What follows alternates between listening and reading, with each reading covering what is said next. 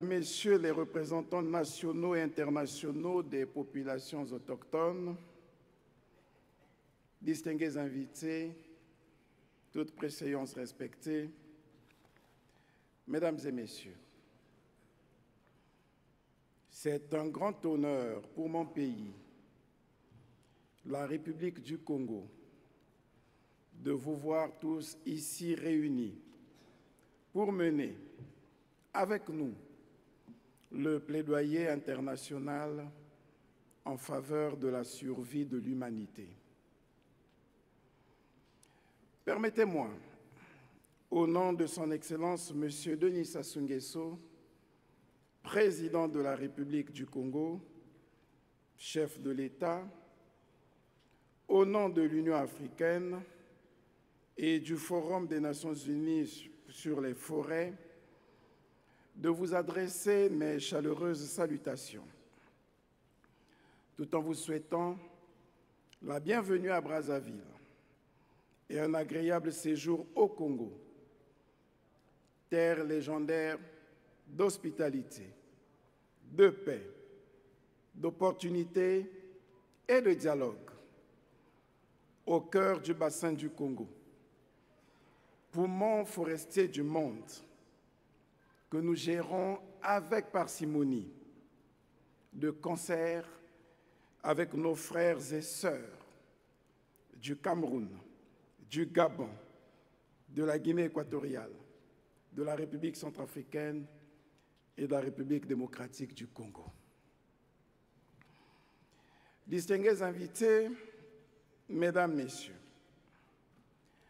à en croire les experts, la survie tant de l'humanité que des autres espèces vivant sur notre planète se trouve sérieusement menacée par le dérèglement climatique. Le 6e rapport du groupe international d'experts sur l'évolution du climat, en sigle GIEC, publié en février 2023, révèle que les risques climatiques sont plus importants que l'on ne l'avait imaginé il y a plus de 3 décennies. Surtout, et en particulier, dans les pays d'Afrique, en raison de leur vulnérabilité. Les engagements pris par les États dans le cadre de l'accord de Paris tardent à produire leurs effets, voire tardent à être mis en œuvre, compromettant ainsi l'atteinte des objectifs de développement durable dans le cadre de l'agenda 2030 d'une part et des objectifs de l'agenda 2063 de l'Union africaine d'autre part.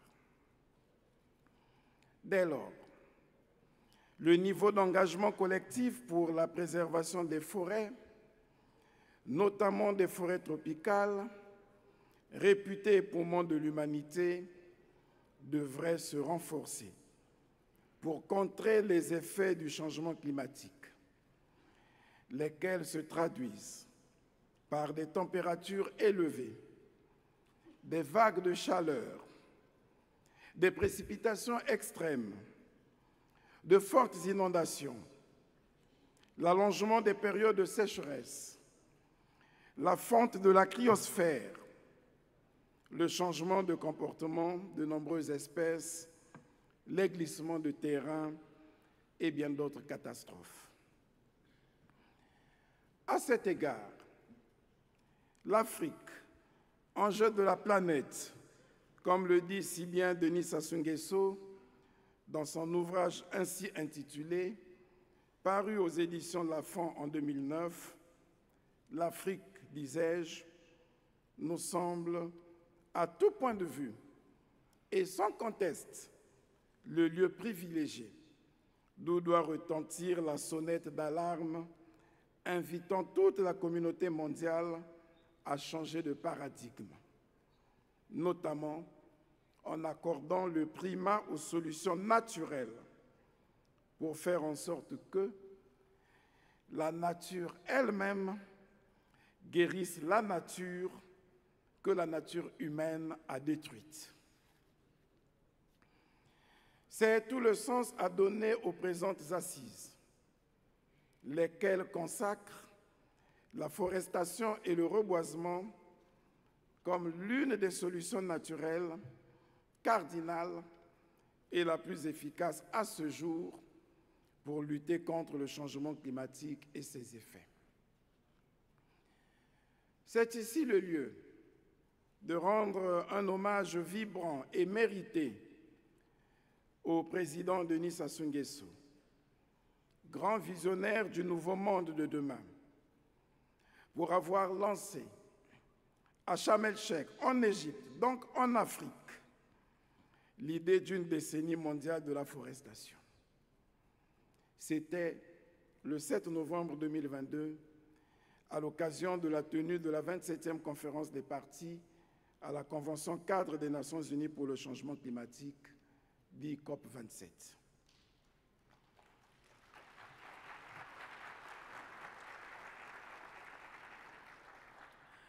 C'est aussi le lieu de remercier l'Union africaine qui a tout de suite, après cette annonce, endossé l'initiative sous le label, je cite, « Décennie africaine et mondiale de la forestation et du reboisement ». Fin de citation. En adoptant la décision 846 qui envisage, entre autres, l'organisation sous l'égide de l'Union africaine et du Forum des Nations unies sur les forêts de la première conférence internationale sur la forestation et le reboisement, en sigle CIAR, à Brazzaville, en République du Congo. C'était lors de la 36e session des chefs d'État tenue du 17 au 18 février 2023 à Addis Abeba, en Éthiopie. Je voudrais pour cela saluer l'engagement soutenu et indéfectible des institutions internationales, publiques comme privées, à travers le monde, lesquelles n'ont nullement hésité, par leurs contributions multiformes, à assurer la tenue des présentes assises. Je voudrais enfin féliciter l'ensemble des institutions nationales et des forces vives de notre pays qui, après avoir œuvré au succès du sommet des 3 plus grands bassins forestiers tropicaux du monde, il y a moins d'1 an, ont maintenu le même niveau d'engagement et de mobilisation pour tenir le pari de l'organisation réussie de cette première conférence internationale sur la forestation et le reboisement. Mesdames et Messieurs les ministres, distingués invités, la note conceptuelle sur l'organisation des présentes assises, mise à la disposition de chaque délégation, met suffisamment en exergue, entre autres, les objectifs de la conférence, les résultats attendus, les thématiques à aborder, ainsi que le format de ce grand rendez-vous planétaire. Permettez-moi toutefois de revenir sur le format et sur les résultats attendus de ces assises. S'agissant du format, comme vous le savez, le présent segment ministériel, qui fait suite au segment des experts, prépare le sommet des chefs d'État et de gouvernement. Ainsi, en termes de résultats attendus, il est certain qu'après avoir réalisé ces différentes sessions avec succès, le segment des experts a légué au segment ministériel les conclusions de ses travaux.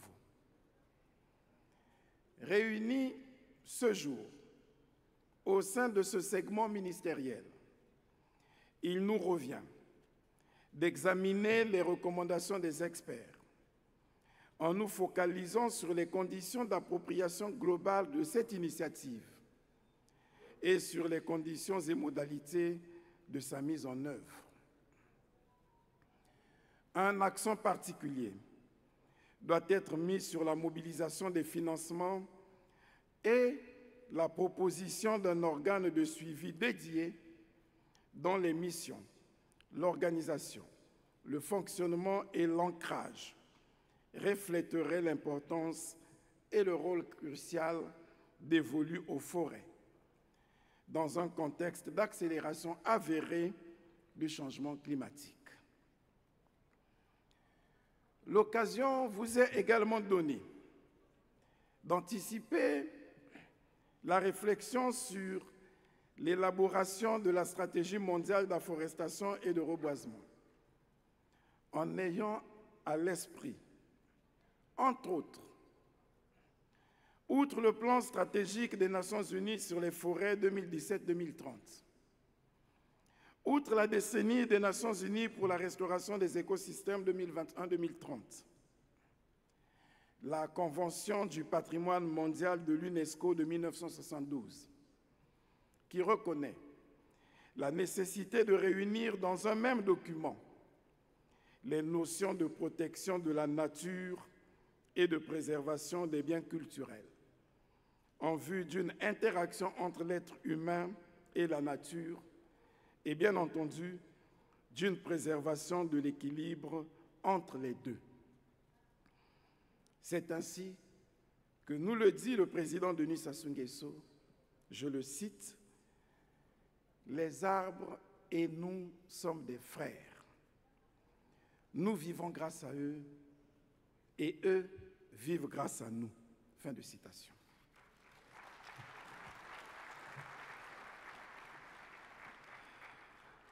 C'est donc au regard de tout ce travail laborieux que les chefs d'État endosseront la stratégie africaine et mondiale de la forestation et du reboisement et adopteront la déclaration de Brazzaville. Ainsi, munis de ces outils, ils pourront porter les conclusions de cette conférence à leurs pairs à l'Assemblée générale des Nations unies, en vue de l'adoption d'une résolution reconnaissant l'importance pour la planète de la décennie africaine et mondiale de la forestation et du reboisement. C'est dire combien est grande notre mission. Soyons donc tous concentrés, motivés, engagés et déterminés pour la cause de la forestation et du reboisement. L'une des solutions basées sur la nature qui soit la plus plausible pour conjurer durablement la menace climatique. C'est sur ces mots que je déclare ouverts les travaux du segment ministériel de la première conférence internationale sur la forestation et le reboisement. Vive la solidarité internationale en faveur du nouveau monde de demain, donnant le primat à l'arbre d'être le pilier essentiel et fondamental de la lutte contre le changement climatique. Bon travail à toutes et à tous et merci de votre aimable attention.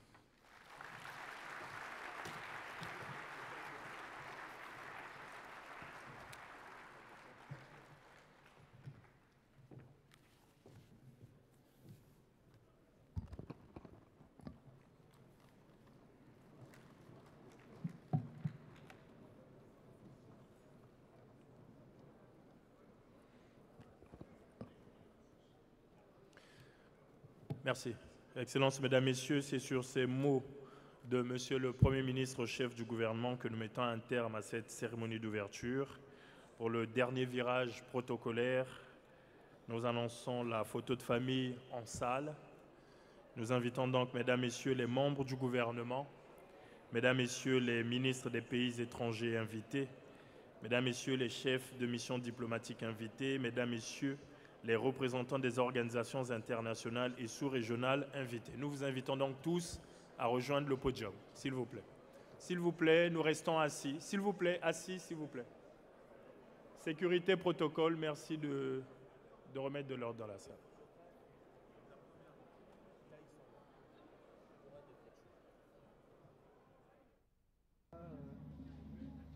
Lentement et sûrement, nous nous acheminons vers la fin de